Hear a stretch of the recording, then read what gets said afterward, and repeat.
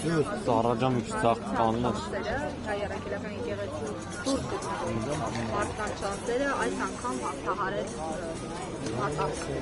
Ընդհանրապես հայտնի է, որ արդարների ճանապարհը դժվար է եւ արդարներին հաղթանակը դժվարությամբ է տրվում, բայց դա հենց իրական հաղթանակ է եւ իրական վաստակած հաղթանակ է եւ հիմա այն խոսքը, որ Միքայել Սրբազանը իրականում ամենաազատ մարդն է, լիովին համապատասխանում են եւ շատերը, որոնց թվում է, թե իրենք ազատ են, շատ հարցերով ավելի կախված են, ավելի անազատ են, քան Միքայել Սրբազանը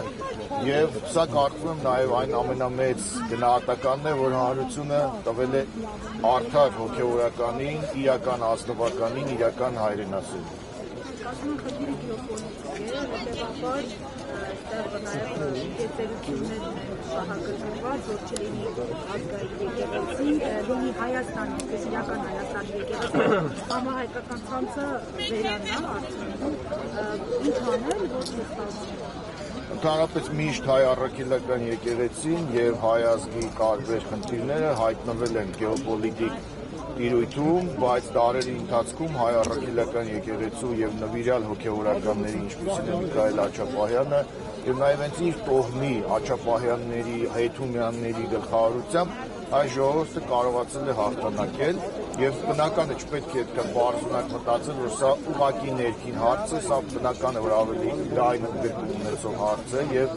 վստահ եմ, որ այս անգամ եւս հայ առաքելական եկեղեցու գլխավորությամբ հայ ազգի արթմնի հատվածի համախմբմամբ մենք կարողանալու ենք շարունակել մեր դարավոր ընթացքը, շարունակելով այն հաղթանակները, որոնք պարգևել են այս ազգին նաև Աչապահյան տոհմի բազմաթիվ հոգևորական։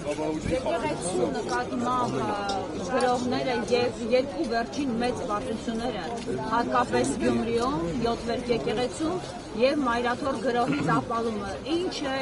հուշում մեզ եւ այն մարդկանց, ովքեր դեռ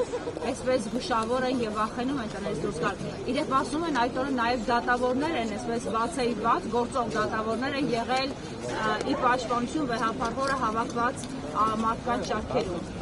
Հուշում եմ, որ արդարության հաղթանակը դժվար ընթացքով, բայց շատ գեղեցիկ է եւ հուշում եմ, որ այդ հաղթանակի առաջին ծնծաղիկները արդեն նշմարելի են եւ արդարությունը վերածվելու է շատ ավելի մեծ այսպես իրականության ու առանց այսպես առաջին ծնծաղիկների, առանց նվիրալների պայքարի դա անհնար է։ Կարծում եմ, որ այդ անարդարության սառույցը սկսվելու է հալվել, չնայած առաջիկա ձմեռնա, բայց սկսվելու է հալվել եւ նման մարդիկ են Միքայել Աչապահյանի եւ մեր մյուս երախտավորների նման մարդիկ են, որ ուրվագծում են այդ հաղթանակը ինքնազոհության գնով։ Պարոն Մխիթարյան,